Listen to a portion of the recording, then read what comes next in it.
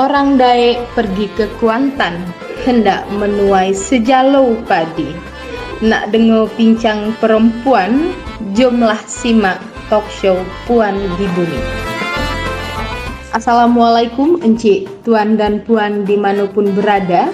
Jomlah simak bincang-bincang membahas isu perempuan di Riau, baik masalahnya dan juga prestasi.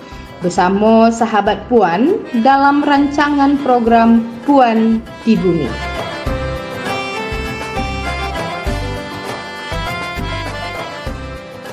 Selamat pagi, selamat sore, selamat siang untuk sahabat Green yang menyaksikan saat ini. Apa kabar? Kembali lagi bersama saya Livia Collins pastinya di talk show kita, favorit kita bersama, Puan di Bumi. Nah, tema hari ini nih cukup menarik sekali. Kita akan ngomong tentang perjuangan perempuan dalam konflik agraria. Tentunya di sini saya juga tidak sendiri ya, saya bersama Kak Iroy Mahyuni. Unik sekali namanya Kak Iroy ya. Kita akan ngomongin tentang bagaimana perjuangan perempuan dalam konflik agraria sendiri. Mungkin saya akan ngomong sedikit tentang konflik agraria itu sebenarnya apa sih? Nah, konflik agraria sendiri menjadi persoalan struktural ya yang ada dan terus berlarut di banyak wilayah Indonesia termasuk Riau sendiri. Dengan melibatkan perampasan ruang hidup, ketidakadilan dalam akses atas sumber daya alam, dan juga berdampak pada ketimpangan gender. Nah, konflik agraria menyebabkan perempuan nih banyak kehilangan penghidupan, perempuan mengalami kekerasan, dalam insiden perampasan lahan dan banyak lainnya. Nah, kita akan coba nih kulik-kulik dengan Kak Iroy ya dengan pengalaman beliau menangani atau berada bersama dengan permasalahan ini. Oke, mungkin boleh diceritakan Kak Iroy perkenalannya asalnya dari mana dan apa kegiatannya sehari-hari? Oke, baik. Terima kasih kawan Livia. Perkenalkan, saya Iroy. Saya warga biasa dari Batu Ampar, Kecamatan Kemuning, Kabupaten Indragiri Hilir, Riau.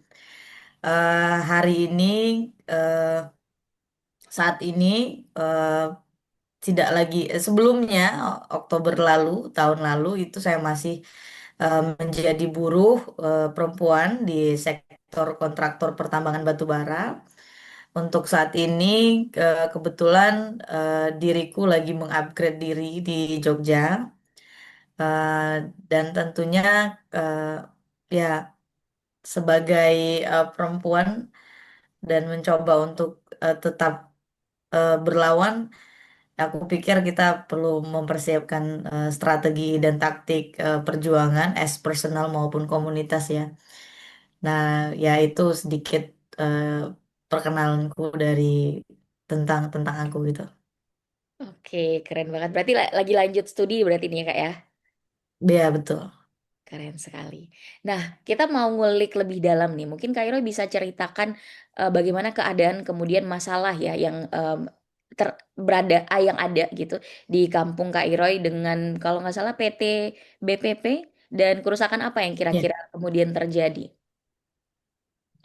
Eh, Pertama aku mungkin ini ya ngobrol dulu bagaimana kemudian eh, orang-orang itu tinggal kondisi warga yang tinggal di area konsesi pertambangan. Nah, biasanya eh, pertama warga pasti harus berhadapan dengan perubahan tidak hanya ekosistem yang rusak gitu, tapi juga perubahan sosial, ekonomi yang itu eh, pasti membawa mereka pada arah yang semakin tergantung dan tentu saja apa yang dijanjikan oleh pemerintah itu sangat manipulatif gitu. Ya, ini terjadi pada banyak apa daerah-daerah di area konsesi pertambangan. Eh, kita tahu bagaimana Riau kemudian itu juga jadi salah satu sasaran transmigrasi, kemudian juga di era Soeharto itu juga kita masif gitu orang tua kita juga dikenai program menanam karet yang kemudian harus sawit segala macam gitu. Nah, kita tuh mengalami perubahan yang banyak sekali gitu dari masyarakat yang benar-benar bertani memanfaatkan hasil alam untuk bertahan hidup Ya. itu ke apa kemudian harus beradaptasi dengan program yang katanya itu akan akan menjamin kesejahteraan rakyat di daerah melalui perkebunan inti rakyat, ya kan? Orang disuruh keluar karena kita dianggap tidak modern dan tidak maju mungkin dengan sistem yang diajarkan oleh nenek moyang kita. Mhm. Lalu kita beralih dengan menjadi petani perkebunan, karet, sawit. Itu situasi itu familiar ya. Kalau bagi anak-anak petani di Riau pasti itu familiar. Perubahan-perubahan itu terjadi. Sampai kemudian 2010-an itu eh, eh, presiden itu kan gak lagi gencar-gencarnya proyek hilirisasi gitu. Termasuklah di Riau. Mhm. Khususnya kalau di Kabupaten Indragiri Hilir, Kecamatan Kemuning itu sekitar tahun 2010-an itu mulai itu gencar proyek hilirisasi gitu, tambang-tambang mulai masuk. Nah, dari kita yang kemudian bertani, mau kemudian masyarakat tuh digiring kan pada opini bahwasannya hilirisasi itu adalah jawaban dari kemiskinan, kemudian kesenjangan ekonomi karena bayangannya orang akan kaya mendadak nih dengan bekerja di tambang, dengan menjual kebunnya untuk dialihfungsikan sebagai wilayah pertambangan gitu. Nah, akhirnya fenomena yang timbul di masyarakat adalah orang akhirnya mabuk tambang gitu. Selain mabuk tambang, orang tidak punya pilihan lain. Generasi mudanya tuh tidak punya opsi pekerjaan dan keterampilan yang lain selain bekerja, kemudian mengikatkan diri pada aturan-aturan dalam pekerjaan kan. Sehingga apa yang kemudian terjadi, fenomena perekonomian tuh jadi monosektor gitu. Hmm. Jadi contoh saya gitu sebagai pelaku pekerja buruh di sektor pertambangan, akhirnya saya tidak punya yang saya ketahui gitu. Mau tidak mau kan, mau tidak mau pekerjaan yang disediakan itu kan hanya tambang kan.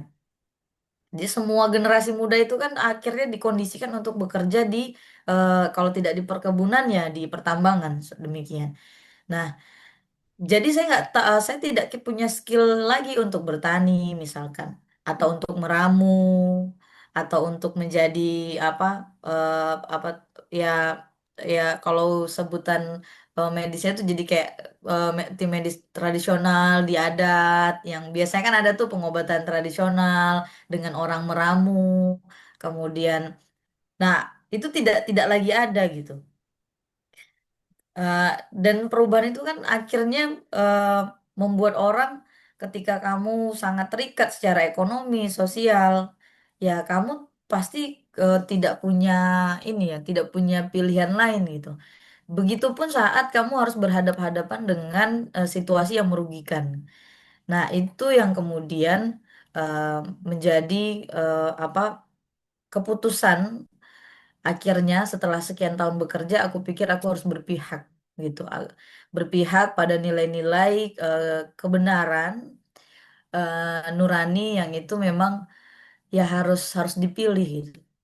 Karena ketika kita bekerja di sebuah sektor pertambangan dan kamu ingin berpihak pada keadilan, ya ya konsekuensinya satu ya tidak lagi berada di sektor pertambangan gitu. Karena berlawan di sektor pertambangan itu sulit karena satu teritori pertambangan itu kan area konsesinya pasti terisolir, jauh dari keramaian, mobilisasinya juga jauh, dan orang atau pekerja itu sangat terikat dengan fasilitas yang diberikan perusahaan. Misalnya kamu cutinya kapan, masuk kerjanya kapan, istirahatmu kapan, kamu tuh udah bener-bener di set kayak robot kan. Kalau kamu kerja di sebuah sektor pertambangan, kamu misalnya jadwal shift 1, shift 2 gitu. Daily activity-mu tuh ketahuan. Kamu masuknya kapan, off-nya kapan, cutimu kapan. Jadi kamu bisa bayangkan rutinitas sebagai pekerja itu demikian monotonnya gitu. Kamu kamu akan kehilangan ritme atau dinamika sebagai bagian dari sebuah masyarakat yang kalau libur emergensi pun ya kita misalnya sebagai masyarakat Melayu ya, yang itu kenduri pasti banyak, orang meninggal juga kenduri, orang yasinan yasinan keluarga, orang masak besar, Yu- eh, apa memandikan atau apa mandi ke sungai anak untuk pertama kalinya orang juga kenduri.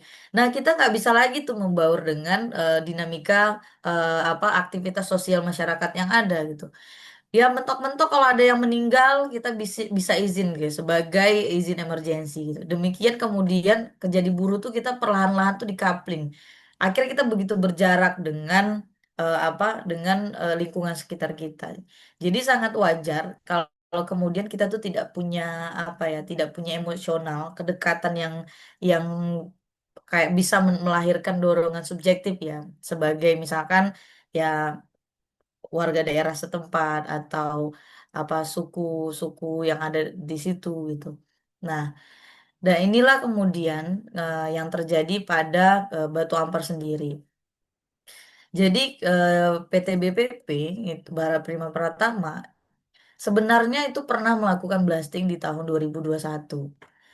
Jadi eh, dan itu merupakan sebuah apa aktivitas apa ya pertama kali yang membuat orang shock mungkin dan itu mungkin kali pertama orang merasakan oh begini ya dampaknya gitu kalau misalkan sebuah perusahaan itu bersikap sewenang-wenang dua tidak ketika warga yang tinggal tuh tidak punya alat kontrol atau monitoring karena ya ketika Undang Minerba itu semuanya harus mengacu ke pusat tentu dengan apa hanya mengandalkan SDM dengan semua persoalan dan jumlah pertambangan yang ada di Riau begitu banyak. Ya, jadi memang sulit gitu untuk memonitoring pergerakan perusahaan-perusahaan yang jelas punya relasi kuasa yang sangat jauh dengan masyarakat gitu. Masyarakat itu pada banyak tempat saya bekerja ya tidak pernah punya daya tawar yang tinggi untuk menentukan misalkan kamu jangan kerja begini dong atau kamu jangan lakukan seperti ini itu masyarakat tidak punya daya tawar itu. Jadi di tahun itu em, warga tuh tidak melakukan perlawanan yang banyak ya karena ya itu tadi gitu ada banyak orang yang merasa kalau kita berlawan nih ada anak, ada istri, ada suami, ada keluarga yang itu bekerja di perusahaan gitu-gitu. Jadi ya sudahlah yang penting tuh jadi tidak begitu banyak gejolak di masyarakat sekalipun ratusan rumah mereka tuh hancur gitu. Nah, mereka bahkan kemudian waktu 2023 Oktober mereka ingin melakukan blasting blasting lagi. Di situ akhirnya kita punya apa? Ada temuan dan mereka tuh ternyata tuh tidak punya apa dokumen investigasi di tahun 2021 itu gitu. Kan kita mempertanyakan eh, waktu itu ini kan 2021, kamu udah lihat nih dampaknya pada masyarakat, ratusan rumah itu rusak, orang tidak mempermasalahkan penggantian, misalkan di 2021 ada sekian ratus rumah yang terdata hanya sekian puluh, misalkan orang nggak bermasalah tentang itu. Warga tuh hanya tidak ingin lagi PT BPP melakukan aktivitas blasting. Ini dampaknya sudah jelas terasa di depan mata. Kamu masih mau melakukan itu gitu.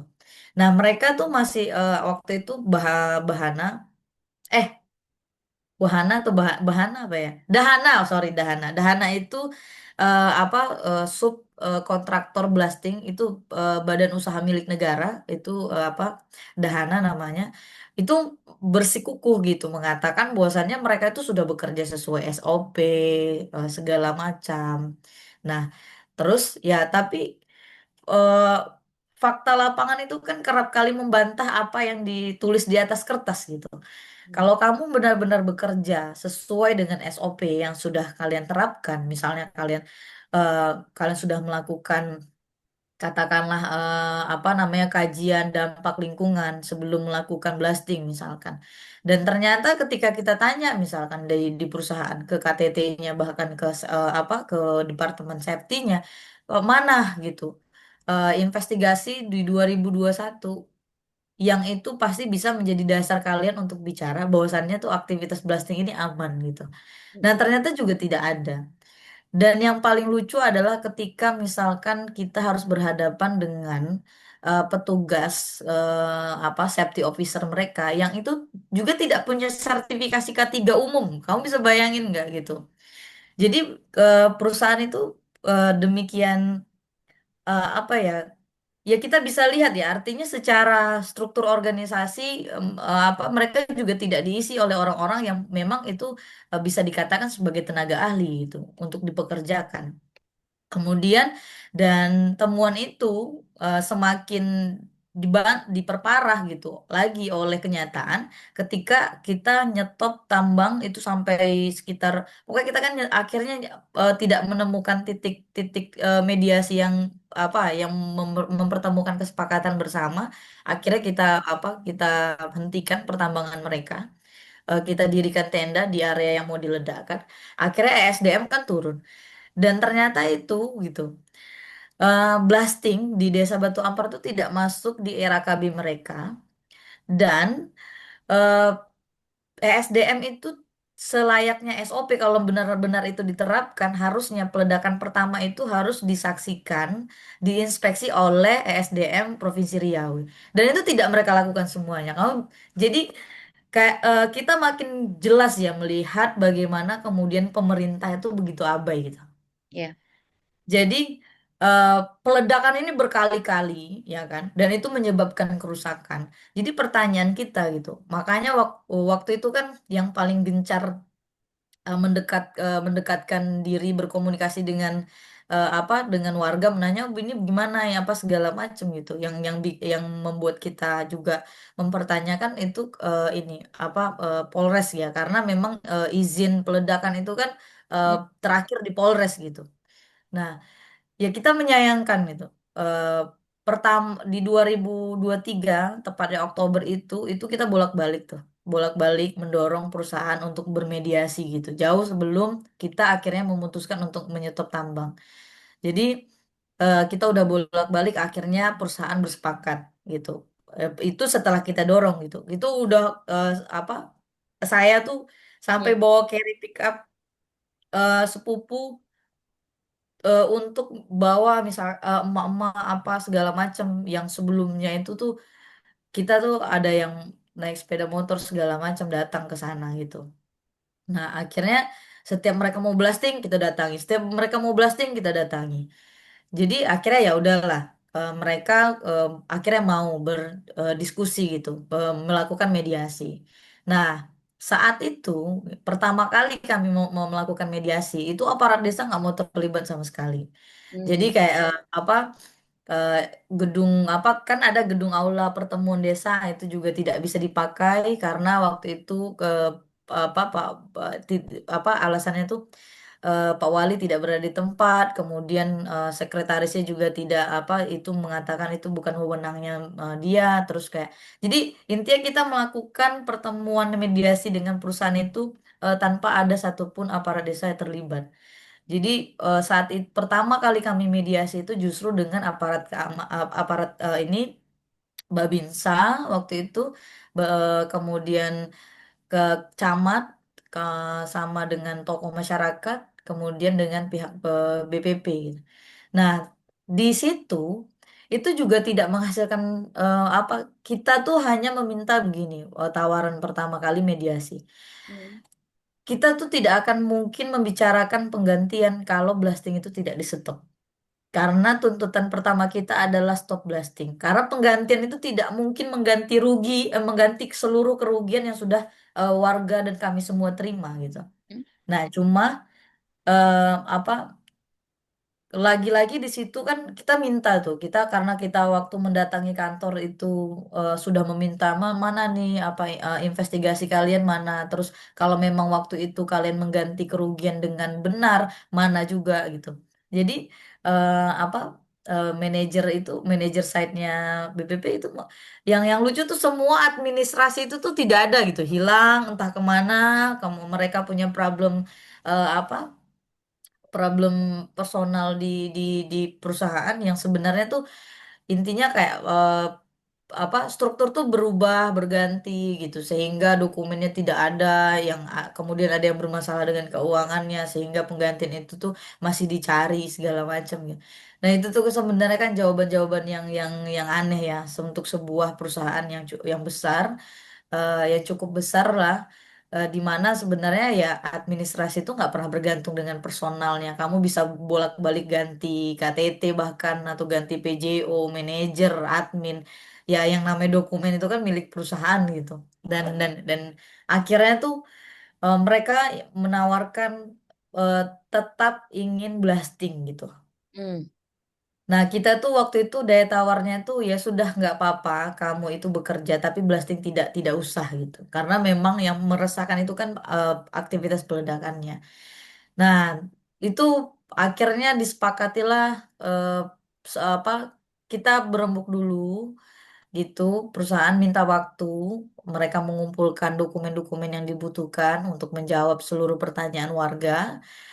Dan mereka juga ingin berunding gitu. Nanti akan disampaikan pertemuan selanjutnya. Waktu itu mereka minta eh, berapa ya waktu itu? Ya akhirnya disepakati sekitar 10 hari gitu kalau nggak tidak salah ya 10 hari untuk kita kemudian bermediasi kembali. Jadi sebelum ada capaian mediasi mereka tuh tidak boleh blasting gitu. Jadi jadi dalam proses itu tuh tiba-tiba gitu eh, ada pertemuan undangan untuk warga-warga yang terdampak di 2021. Nah, itu untuk ternyata itu dari undangan itu tuh menyebar itu di kalangan masyarakat itu oleh desa gitu.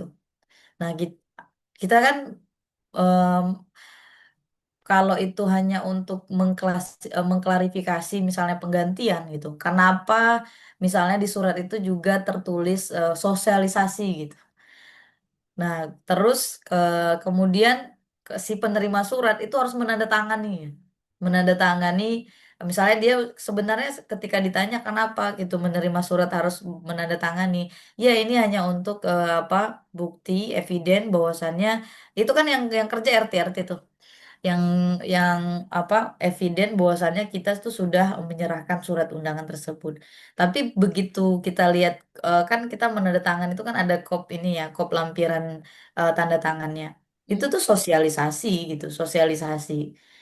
Jadi kita tuh warga itu kerap kali dijebak oleh ketidaktahuan gitu. Nah, akhirnya dalam pertemuan itu juga tidak membuahkan hasil gitu. Dan ternyata itu tuh forum di mana mediator apa itu dianggap menjadi semacam lanjutan mediasi gitu Hmm. dari mediasi sebelumnya yang jelas-jelas bagaimana kemudian desa bisa memediasi kalau dia itu tidak beri apa sebelumnya itu tidak terlibat gitu di mediasi sebelumnya dan itu sangat mendadak kan dan itu kalaupun mau diajak bermediasi kenapa gitu mesti hanya orang-orang yang di 2021 karena gak bisa masalah yang ada itu tuh direpresentasikan atau diwakilkan hanya pada segelintir orang gitu. Nah, kenapa tidak dibuka secara transparan? Mediasi itu kan tidak ada mediasi tertutup gitu. Mhm.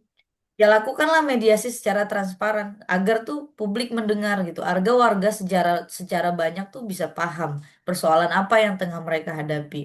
Ya kalau memang kamu mengatakan blasting itu ada dampak baiknya ya sampaikan saja gitu dengan bukti. Misalnya kan kamu sudah lakukan misalkan dari 2021 kasusnya begini karena apa misalnya. Ya dan sampai detik itu perusahaan tidak ya kita tidak mendengar permintaan maaf ya. Mhm.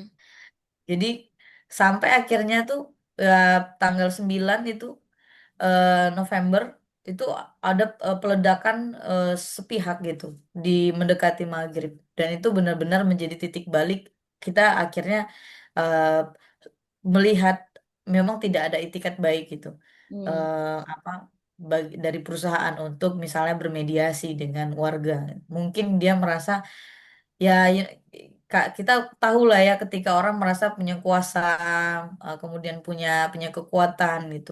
Ya, perilaku sewenang-wenang itu kan kerap hadir ketika orang merasa eh, dia punya power gitu. Mhm. Nah, dia tidak paham bahwasannya ketika seseorang dalam ketertindasan, kamu nggak akan bisa bayangin kekuatan yang juga menjadi pertaruhan terakhirnya dalam kehidupannya dia. Mhm.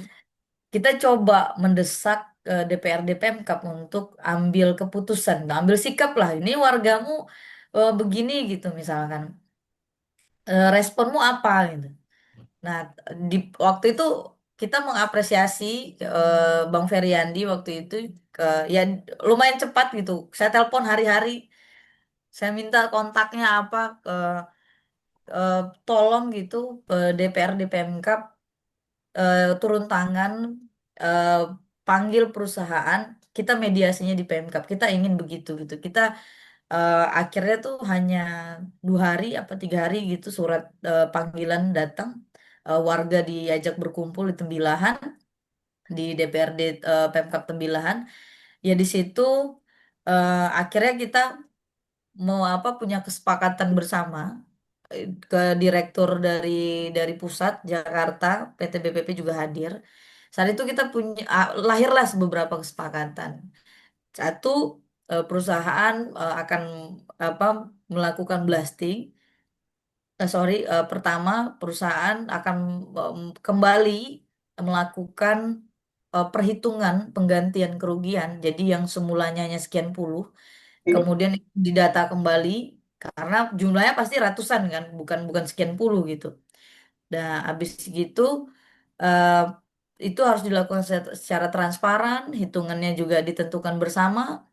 Dan terakhir yang paling penting mereka itu akan membuat dan menjalankan apa teknik peledakan dengan mengurangi volume ledakan dan membuat jalur pemutus getaran agar itu tidak sampai ke rumah warga gitu. Nah, karena jaraknya nggak ada sekilo dari pemukiman warga. Terus Cukup, eh cukup dekat ya kak ya kan. Makanya itu dampak ya, kerusakan dirasakan iya, hanya 1 kilo.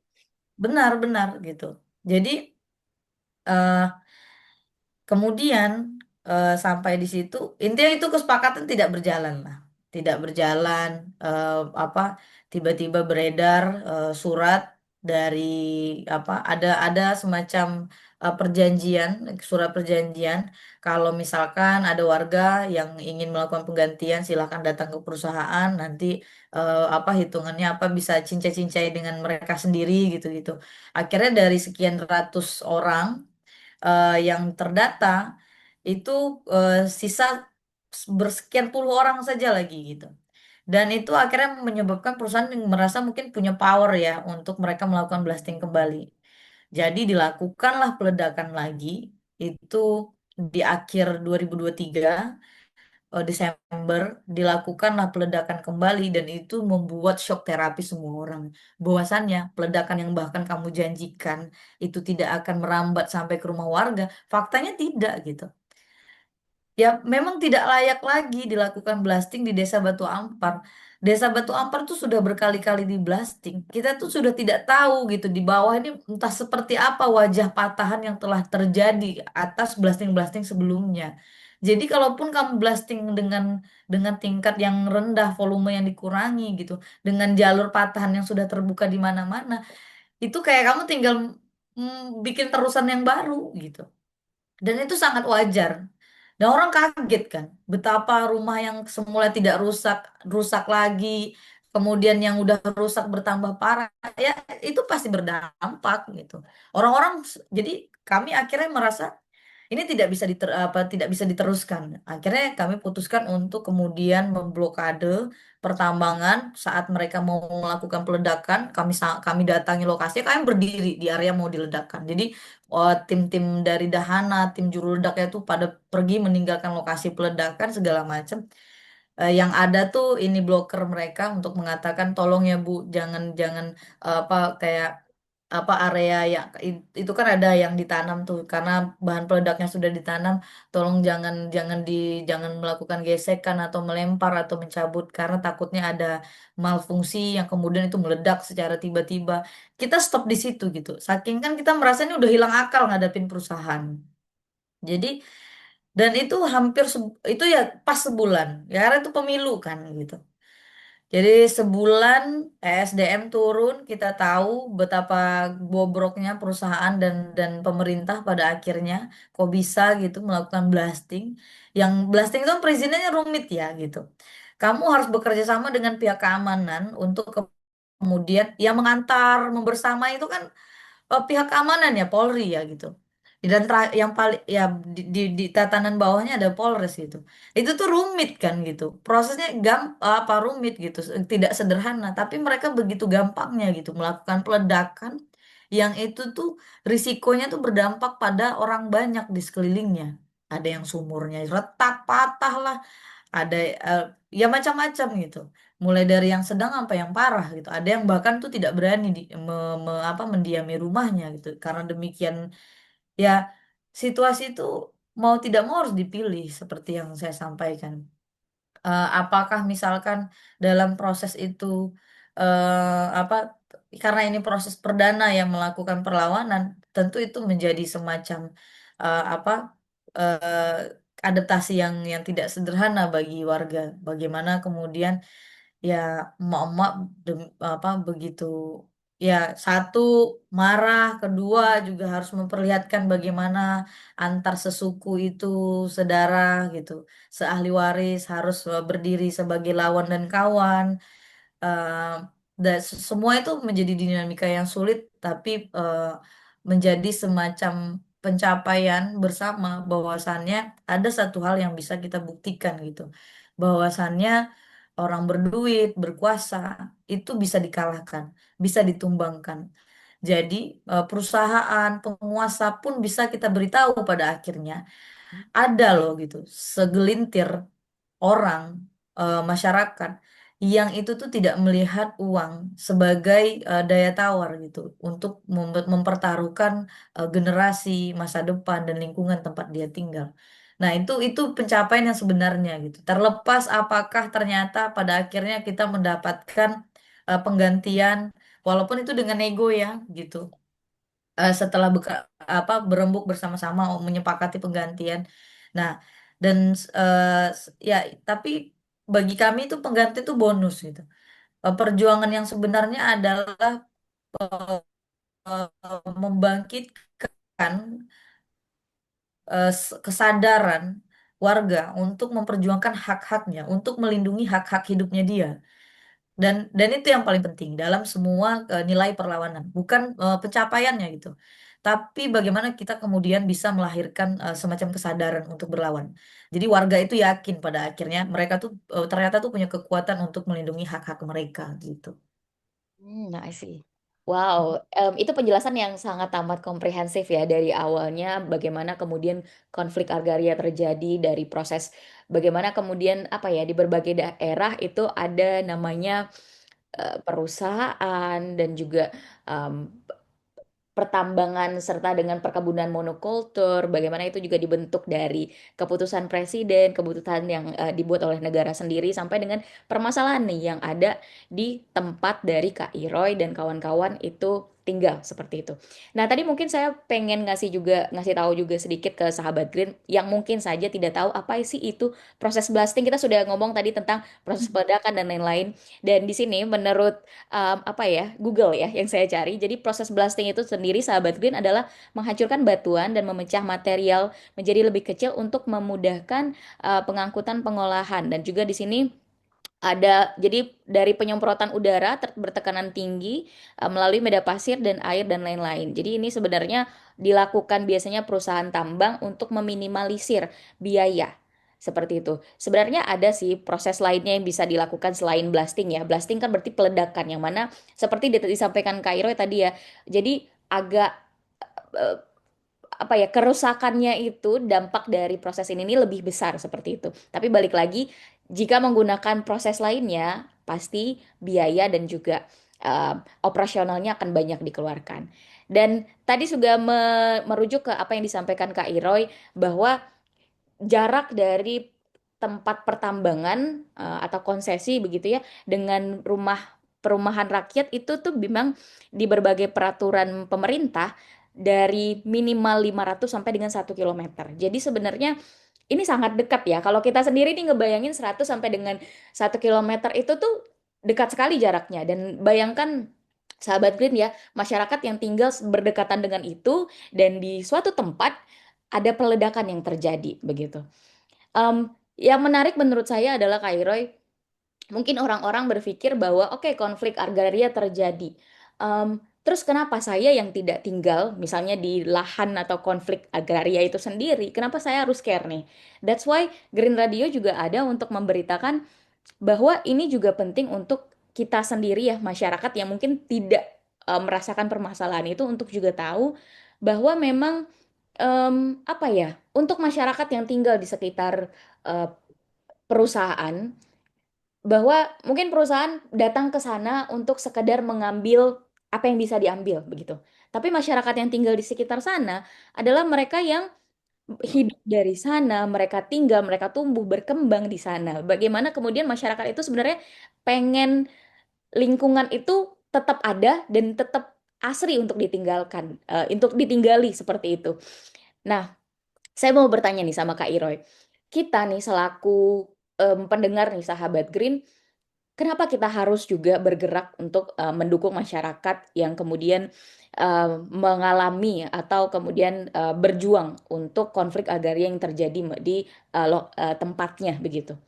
Silakan Kak Iroy.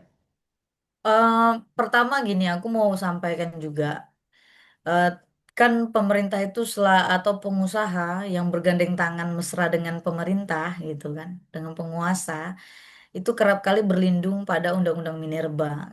Andalan pemerintah itu kan selalu dengan undang-undang, regulasi gitu. Tapi pemerintah itu lupa gitu memberitahu. Regulasi itu juga ada konteksnya. Contoh katakanlah blasting itu dalam Undang-Undang Minerba itu memang minimal tuh 500 meter dari pemukiman. Tapi bagaimana kemudian prosedur melakukan blasting dengan jarak 500 meter, dengan jarak sekilo, dengan jarak di atas sekilo, tentu itu kan perlakuannya tidak sama gitu. Nah, eh, dan itu tuh eh, tap dan bagaimana kemudian perusahaan itu taat akan SOP itu gitu. Nah, kalau dalam kasusnya di Batu Ampar bahkan saat blasting saja itu SDM-nya tidak tahu gitu. Artinya itu ilegal kan. Nah, sekarang pertanyaannya, mengapa tindakan ilegal itu bisa terjadi? Hmm. Kita punya polisi, kita polsek ada, pemerintah desa ada, kita polres ada. Kenapa itu bisa terjadi gitu? Pertanyaan kan sesederhana itu. Arti tidak ada pengawasan kan? Atau bisa jadi nih dalam tanda kutip kita curiga nih. Kalau ternyata mereka semua itu juga ikut menyertai gitu misalkan. Nah itu pertanyaan sederhana karena pada saat kami melakukan pada saat kami itu dikejutkan blasting mendadak ya sepihak itu tuh aparat ya Polres apa kita temukan di situ gitu. Bahkan Babim apa pihak dari aparat keamanan TNI-nya juga ada gitu. Artinya kan kita melihat itu sebuah usaha membersamai sebenarnya, memprotek perusahaan bukan melindungi warga. Nah, segala tindakan ilegal kan apa bedanya dengan aksi terorisme? Ini penguasa secara nggak langsung melegalkan tindakan pengusaha untuk melakukan teror kepada warga. Itu yang harus dibahas gitu. Jadi jangan berlindung di balik regulasi. Karena kita sudah jadi rahasia umum bagaimana undang-undang Minerba hari ini tuh jadi karpet merah kan untuk para oligarki. Ya contoh kayak di Papua misalnya. Kenapa kita harus bicara soal ekosistem ya? Bahkan untuk teman-teman yang tinggal di kota. Ya ekosistem itu tuh cakupannya luas gitu. Udara yang bersih tuh difilter, makanya kita kenal ada paru-parunya dunia, ada paru-parunya Indonesia itu di Papua, Kalimantan, di Sumatera. Bagaimana kita harus melindungi hutan. Karena kita bergantung, hidup kita bergantung dengan ekosistem gitu. Tapi kan regulasi penguasa kan tidak pro pada pada pada kebutuhan rakyat banyak gitu. Yang penting kan usaha ekstraktif itu kan yang paling cepat menghasilkan cuan banyak, walaupun yang dikorbankan itu tuh nggak ada seberapanya gitu. Kamu bisa bayangkan Mama Rita di Papua misalnya yang hari ini di Merauke memperjuangkan hutan mereka yang dibabat oleh John Lynn Group misalnya dan itu direstui oleh negara emang negara yang nyuruh gitu yang mereka nggak tahu mereka tidak tahu rumah mereka yang melekat dengan mereka itu bisa dihancurkan bahkan tanpa izin mereka tanpa kesepakatan mereka dan itu bisa terjadi dan itu menjadi derita di warga di daerah-daerah konsesi Selalu ada gaung media hilirisasi yang menyatakan itu tuh jawaban atas solusi kemiskinan, ketidaksejahteraan warga di daerah misalkan. Faktanya eh, wilayah-wilayah yang itu merupakan konsesi tambang, warganya tuh tidak sejahtera, gapnya begitu jauh gitu. Kalau kita misalkan main ya ke Kaltara gitu, setelah dia pecah dari Kaltim, Kalimantan Timur. Kalau kamu misalnya mau ke Tanjung Selor lewat Berau, itu bahkan listrik tuh belum ada. Coba kamu bisa bayangin, sudah sejak kapan Kaltim itu dieksploitasi. Listrik aja tuh mereka nggak nikmati gitu. Jadi kan kesannya tuh apa daerah-daerah yang itu punya sumber daya alam itu diperas untuk kemudian menjadi alat gitu mendukung legitimasi kekuasaan di pusat gitu. Sehingga apa mau dikeruk sebagaimana eksploitasi dengan luar biasa menghasilkan sekian juta ton misalkan nggak akan ada menimbulkan kesejahteraan yang begitu begitu ini ya maksimal dirasakan oleh warga sekitar paling tidak ya sebagai warga terdampak misalnya nggak ada gitu. Begitu juga di Riau. Kita lihat bagaimana Kuansing misalkan. Itu juga salah satu daerah yang dieksploitasi ya, ada pertambangan emas. Kemudian yang kita juga tahu belakangan juga ada begitu marak pertambangan ilegal di Sumatera hari ini di Riau khususnya. Itu kan apa ya? Sebuah ironi yang nggak tidak mungkin lagi dijawab sebenarnya dengan regulasi. Hmm. Karena kita melihat lokasi-lokasi di yang ditambang itu tuh sangat dekat gitu jaraknya. Misalnya dengan bangunan aparat keamanan ya, kepolisian, polsek misalnya daerah sekitar. Sa- jadi sebenarnya kita tidak bisa lagi mendengar pernyataan klarifikasi dari pejabat publik, misalkan kami melindungi, kami peduli gitu. Bahkan pada saat kami berkasus yang dihadapkan pada kami adalah ini loh yang bekerja di perusahaan ini ada sekitar 500 orang gitu. Nah, tapi mereka lupa gitu menghitung kerugian ekologi, kemudian ekosistem yang rusak, kemudian jangka panjang. Perusahaan itu bertahan kapan sih gitu? Sepengalaman saya kerja, karena kita di kontraktor ya, kontraktor itu kan masa kerjanya pendek karena kontraktor kelas menengah. Ini apalagi sejak Undang-Undang Cipta Kerja berlaku gitu. Ya ibaratnya orang bisa dikontrak puluhan tahun, outsourcing juga bisa diberlakukan 3 bulan kontrak, 3 bulan kontrak mau sampai mati juga kamu bisa dikontrak kan dengan cara begitu gitu.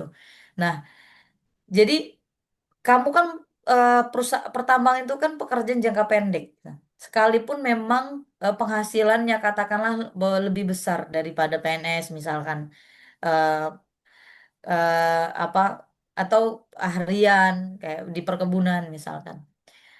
Tapi dampaknya kemudian ketika kamu misal dan ini berdasarkan pengalaman pribadi ya, ketika merasa eh, punya pendapatan lebih besar daripada teman-teman petani misalnya. Tapi itu adalah pendapatan yang bisa menyertai kamu dari bulan ke bulan gitu. Itu tidak bisa menjawab tantangan hidup bertahun-tahun. Ya, Hmm. kita flashback ya ketika orang tua saya gitu, misalkan contoh kasusnya di saya sendiri sebagai petani gitu. Dari yang saya ceritakan tadi, bagaimana kemudian Riau tuh dari orang yang bertani perkebunan apa sistem tada hujan, kemudian berganti dengan perkebunan karet, kemudian jadi sawit gitu. Nah, sepanjang itu tuh orang masih punya hak kepemilikan atas tanah, walaupun dia itu tidak sebanyak setiap bulan misalnya sekian juta gitu.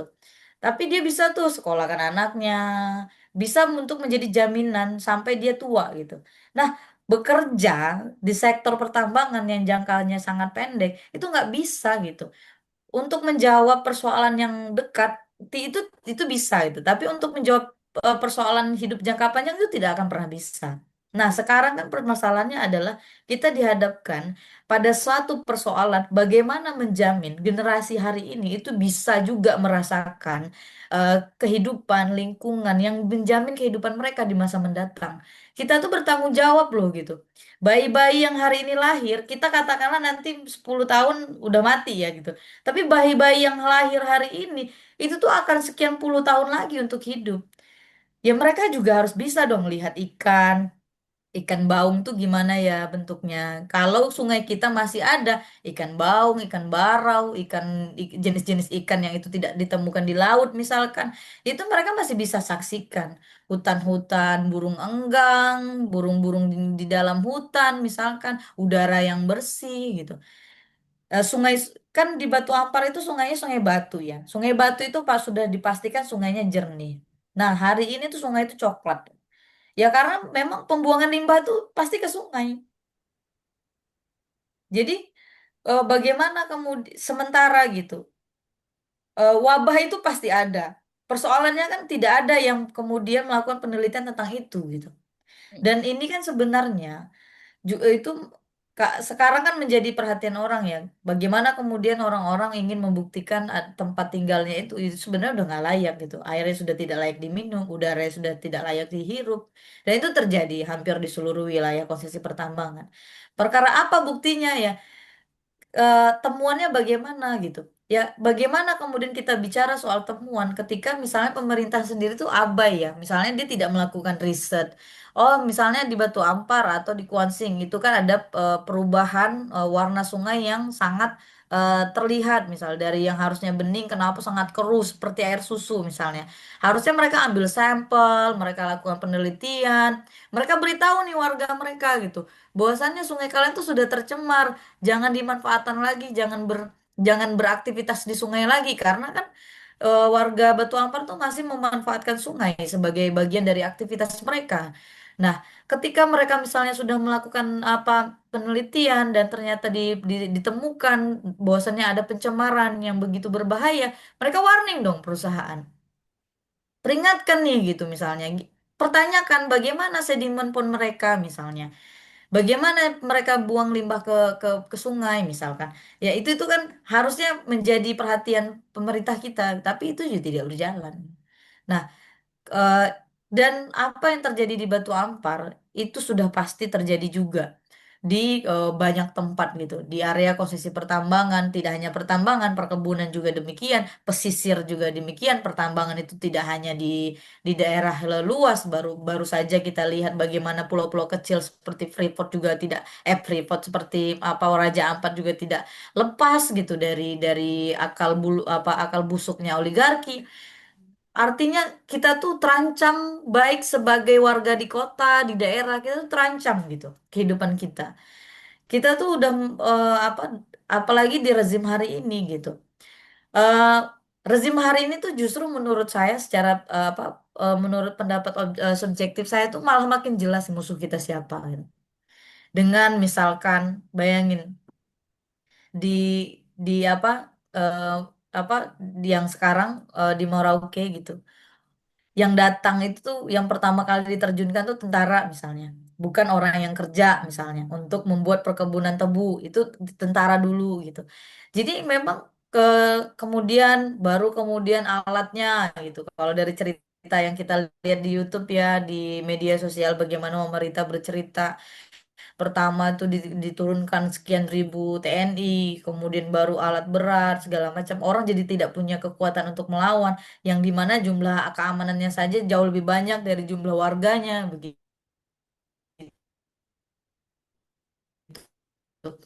Nah, Papua bagaimana kemudian mereka harus berpindah dari satu tempat lain gitu. Dan juga kita lihat bagaimana kemudian di Rempang, ibu-ibu yang mempertahankan tempat tinggalnya, yang sampai detik ini ya, ini nyangkut gitu, misalkan dengan persoalan tanah adat atau tanah yang dimiliki warga, karena kayak di Rempang tuh salah satu contoh kasus yang paling jelas, gitu. Bagaimana kemudian untuk mendapatkan sertifikasi atas tanah itu sulit gitu. Hmm. Jadi negara tuh memang sengaja tidak memfasilitasi itu. Walaupun dalam banyak kampanyenya Jokowi misalnya, yang dia itu menjadi wilayah pemenangan Jokowi di Kepulauan Riau gitu. Yang selalu dijual kan itu misalnya menjanjikan hak sertifikat gitu atas tanah segala macam. Sampai terbukti kan akhirnya itu dia dihianati dengan hadirnya Rempang Eco City gitu.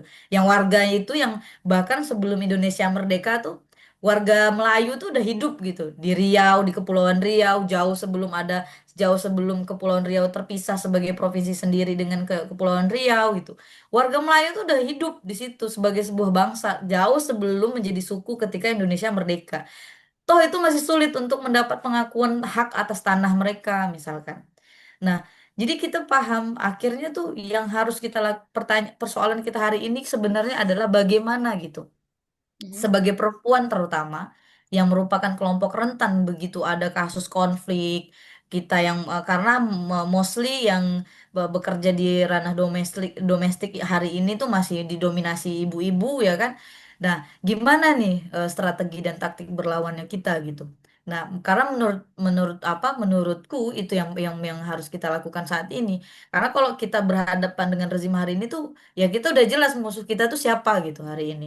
Bagaimana misalkan ya dalam salah satu contoh yang dalam banyak percakapan saya ulang-ulang. Ketika misalkan Bahlil gitu bikin regulasi baru terkait distribusi gas LPG. Itu sampai menimbulkan korban, ada emak-emak yang mati gitu. Tiada hanya untuk antri gas LPG. Jadi itu gambaran paling jelas bagaimana perempuan itu adalah penerima dampak langsung atas apapun kebijakan yang diambil oleh pemerintah gitu. Dan ketika itu terjadi, apa yang kemudian ya dilakukan oleh negara? Adakah permintaan sangat menyayangkan, menganggap bahwasannya nyawa perempuan itu berharga untuk dilindungi dalam regulasi? Enggak ada gitu. Nah, di rezim hari ini kan regulasi itu bisa berubah, hitungannya tuh cepat gitu. Kita bahkan kadang kesulitan kan untuk ini bagaimana ya, ini ke depannya gimana ya ngadepin kasus ini bagaimana. Hari ini tuh kita mendengar kasus kekerasan pada perempuan tuh udah seperti kasus orang kena maling gitu. Jadi kita hampir merasakan bagaimana animo kekerasan pada perempuan tuh bukan lagi semacam pelanggaran HAM berat gitu. Itu kita melihat bagaimana misalkan kasus gitu perkosaan yang pelakunya itu aparat keamanan. Hukumannya lucu-lucu. Ada yang bahkan hanya dipindah tugaskan, misalnya demikian. Jadi kita bayangkan bagaimana kita kemudian hadir sebagai dengan jumlah penduduk yang besar, tapi daya tawar kita tuh nggak ada di hadapan negara, baik dari di sektor konflik agraria, baik itu di dalam regulasi. Jadi di berbagai lini perempuan akhirnya harus memikirkan strategi dan taktik berlawan sendiri gitu.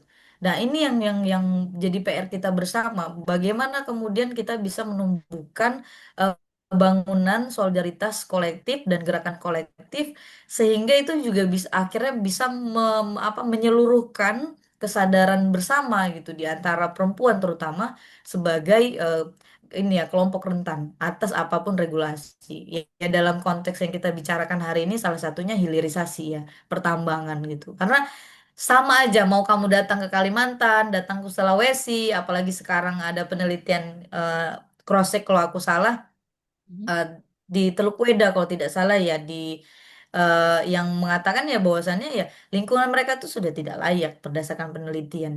Nah, kita tuh hanya kurang resources untuk meneliti misalnya apakah lingkungan kita layak atau enggak gitu. Karena kita kan kerap kali dihadapkan pada pertanyaan, lah atas dasar apa kamu bicara lingkunganmu itu sudah tidak layak misalnya. Ya, atas dasar apa misalkan kamu mengatakan itu dampaknya buruk pada kesehatan. Ya, itu hanya tidak dilakukan penelitiannya gitu. Kalau kamu, tapi itu kan sebenarnya bisa dilihat dan pemerintah sebenarnya bisa bekerja sama kan dengan dengan apa apa namanya instansi kesehatan terdekat. Contoh katakanlah puskesmas. Puskesmas pasti punya kan riwayat misalkan.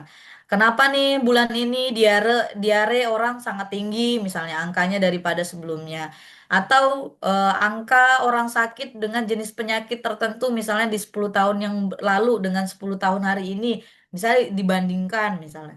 Nah, itu kan sebenarnya bisa jadi sebuah parameter, tapi kan kita tidak melihat pemerintah kita ingin melakukan itu gitu.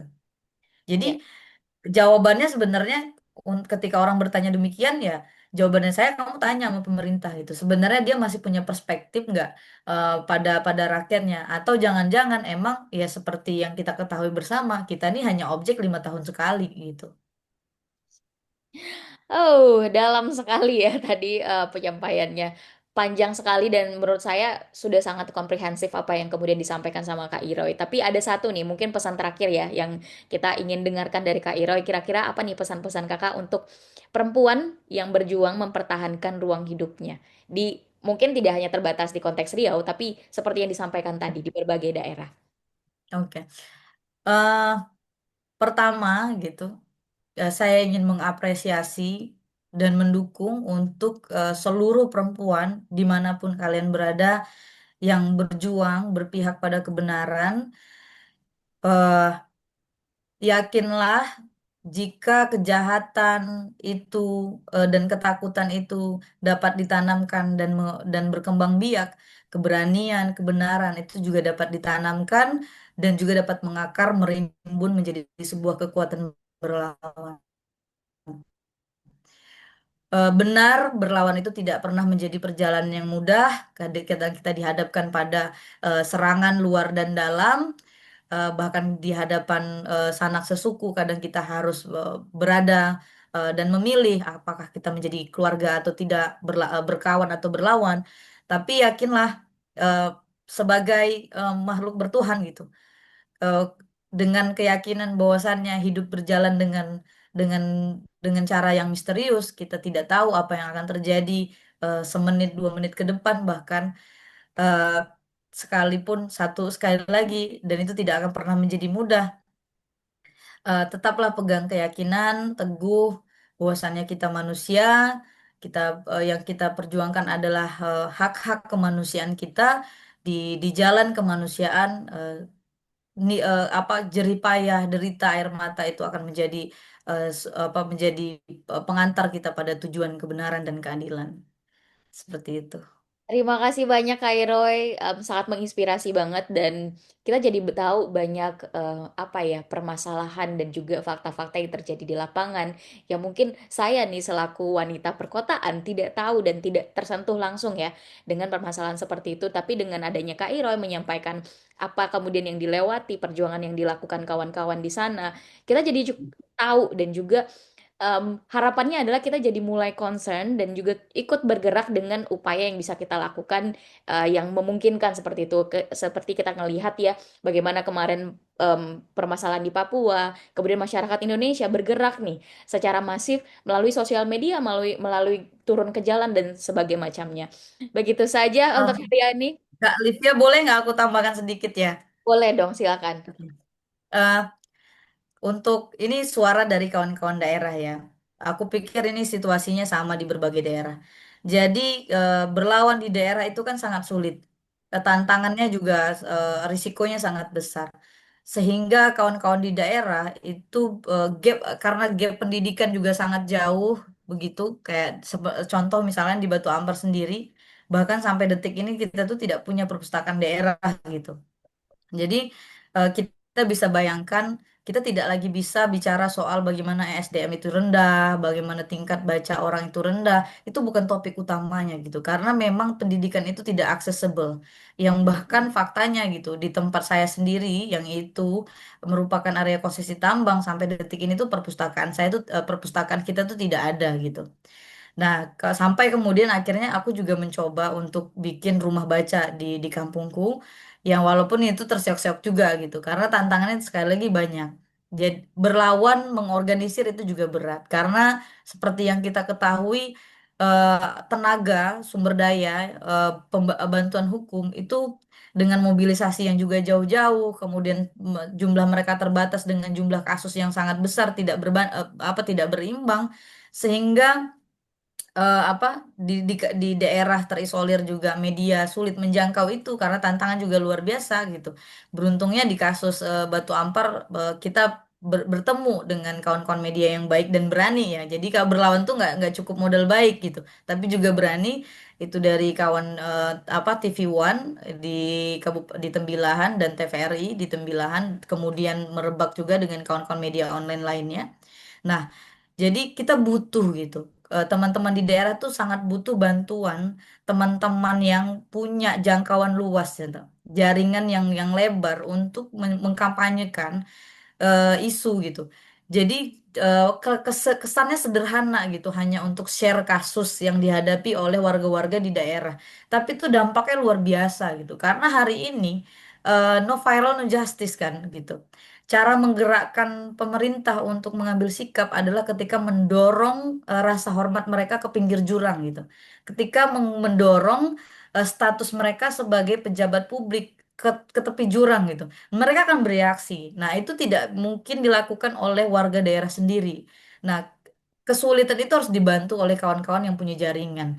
Dan itu adalah sebuah perlawanan juga gitu bagi kawan-kawan untuk membantu memperjuangkan kawan-kawan di berbagai tempat yang lain gitu, Kak Livia gitu. Karena itu sepengalaman kita, kawan-kawan di luar gitu, di luar daerah itu sangat membantu memberikan jaringan, konsultasi hukum bahkan gitu. Terkadang kan kita sekarang banyak yang menemukan fenomena misalkan seperti dalam sebuah kasus nanti ada yang mengirim link. Ini loh perusahaan itu ternyata juga berkasus di sini, kemudian yang pemiliknya ini apa sehingga kadang diserang lah oleh netizen ya. The power of netizen kan itu ya bahkan menyaingi negara ya dalam hal merubah banyak kebijakan ya gitu seperti kayak kebijakan distribusinya si Bahlil misalkan akhirnya Prabowo mengubah gitu tapi ya walaupun kita tahu ya itu kan desakan bukan hadiah ya gitu. Nah harapannya tuh perlawanan ini juga bisa dibantu seperti yang dilakukan oleh Green Radio Line gitu ya ikut akhirnya memonitoring gitu bagaimana kinerja pemerintah kita, bagaimana nasib teman-teman kita, dan itu harus kita suarakan gitu. Yes. Itu Terima sih kasih banyak Kak kalau Ira tidak. untuk kesimpulannya.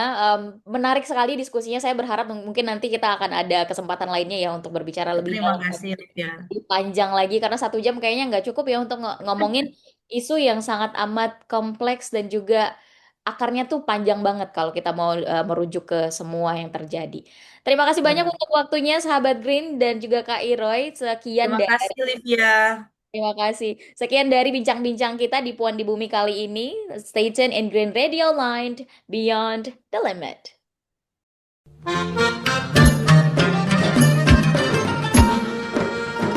Kebaya molek dipadankan dengan tenun motif siku awan. Terima kasih sudah mendengarkan. Dukunglah selalu sahabat Puan.